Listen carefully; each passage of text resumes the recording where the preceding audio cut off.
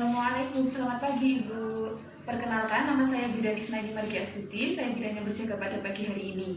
Pada pagi hari ini, saya akan membantu Ibu untuk melakukan persalinan. Saat dipotong, lalu bayi dihangatkan, ternyata ada tanda-tanda asfiksi, maka kita akan lakukan resusitasi. Namun sebelumnya, kita akan menanyakan dulu kepada ibunya. Ibu, ternyata bayi ibu tidak bisa menangis secara spontan atau belum bisa bernafas. Nanti saya akan membantu bayi ibu agar bernafas dengan cara menghisap lendir, merangsang taktil, serta memasangkan suhu agar bayi ibu bisa segera menangis secara spontan atau bernafas. Bagaimana ibu? Apakah ibu bersedia untuk saya lakukan tindakan kepada anak ibu? Alhamdulillah jika ibu bersedia. Setelah itu anak bayi dan pindahkan bayi ke meja resusitasi.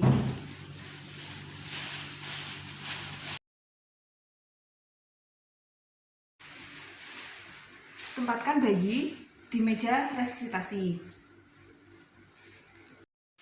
Untuk meja resusitasinya, kita siapkan kain serta lampu sorot 60 cm dengan 60 watt untuk menjaga kehangatan bayi. Setelah itu kita atur posisi bayi dengan cara bayi berbaring, lalu untuk di bagian bahu belakang bayi dikasih bantalan setinggi 3-5 cm sehingga posisi bayi itu menghidu atau semi fleksi.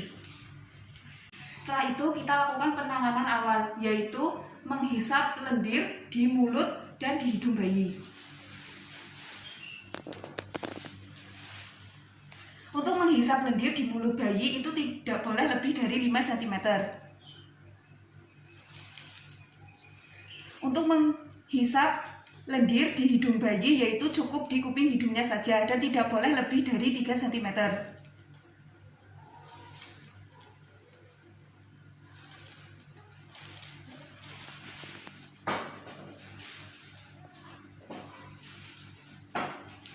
Setelah itu kita keringkan bayi mulai dari kepala, muka, badan, serta ekstremitas.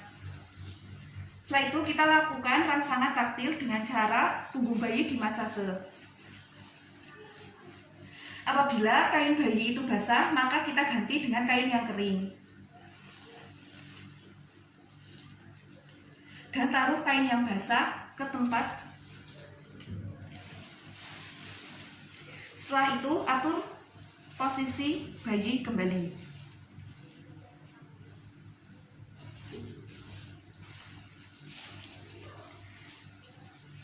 Selanjutnya kita evaluasi apakah bayi menangis secara spontan atau bisa bernafas. Jika ternyata bayi itu bisa bernafas atau menangis secara spontan, maka lakukan perawatan pasca resusitasi dan menyerahkan bayi kepada ibunya untuk dilakukan IMD. Namun apabila bayi itu tidak bisa bernafas atau tidak bisa menangis secara spontan, maka kita lakukan VTP atau ventilasi tekanan positif. VTP yaitu pastikan kain yang ada di atas dada bayi itu sedikit terbuka. Selanjutnya kita pasang sungkup.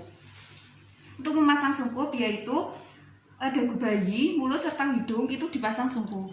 Setelah itu kita lakukan VTP sebanyak percobaan 2 kali sambil melihat apakah dada bayi itu mengembang atau tidak. Jika dada bayi itu mengembang, maka kita lakukan VTP sebanyak 20 kali dalam 30 detik dengan tekanan 20 cm air.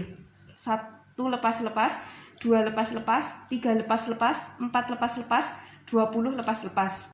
Sudah dilakukan VTP sebanyak 20 kali, ternyata bayi itu bernafas atau menangis secara spontan, maka kita menyerahkan bayi kepada ibunya untuk dilakukan EMD dan untuk dilakukan perawatan pasca resusitasi. Jika bayi masih megap-megap, maka dilakukan VTP sebanyak 30 detik dan dievaluasi sampai dengan 2 menit. Namun jika 2 menit bayi belum bisa menangis atau belum bisa bernafas, maka dilakukan rujukan. Dan selama dalam perjalanan menuju ke tempat rujukan tetap dilakukan VTP dan dievaluasi 30 detik. Berikut tadi adalah penanganan resusitasi apabila ibu berada di praktek mandiri bidan atau di puskesmas yang tidak ada rawat inapnya serta apabila tidak ada penolongnya. Jika resusitasi berada di rumah sakit, setelah dilakukan penanganan Haikal atau dilakukan satu siklus VTP, ternyata bayi itu tidak bisa bernafas atau tidak bisa menangis secara spontan, maka dilakukan VTP dan kompresi secara bersama-sama. Untuk penanganan VTP dan kompresi secara bersama-sama dilakukan oleh 2 bidan. Satu bidan melakukan VTP dan satu bidan melakukan kompresi. Berikut ini saya akan menunjukkan bagaimana cara untuk melakukan kompresi dan VTP secara bersama-sama. Sebelum dilakukan VTP dan kompresi secara bersama-sama, maka kita hitung dulu denyut jantung.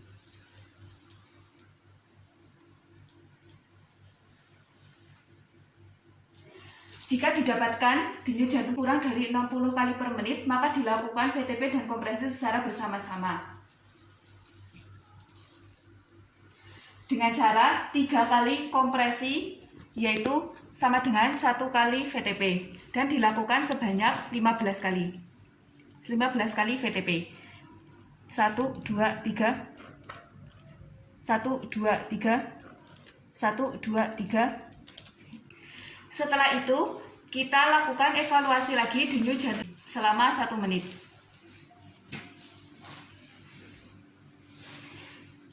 Jika denyut jantung lebih dari 100 kali per menit, maka hentikan kompresi dan VTP secara perlahan-lahan. Dan jika bayi menangis secara spontan atau bayi bernafas, maka serahkan bayi kepada ibunya untuk dilakukan IMD. Namun apabila denyut jantung kurang dari 60 kali per menit, maka dilakukan VTP dan kompresi secara bersama-sama. Setelah itu kita bereskan alat.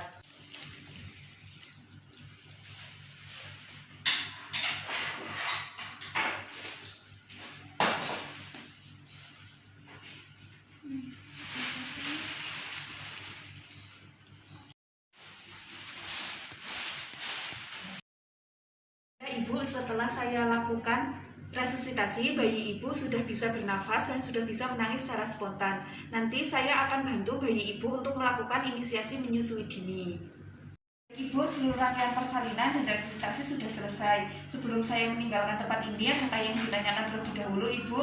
Tidak. Baik, Ibu, jika belum, nanti semisal terjadi apa-apa sama Ibu atau Ibu membutuhkan bantuan, Ibu bisa memencet bel yang ada di sebelah kanan Ibu. Karena Ibu belum ada yang ingin ditanyakan, saya pamit dulu, Ibu.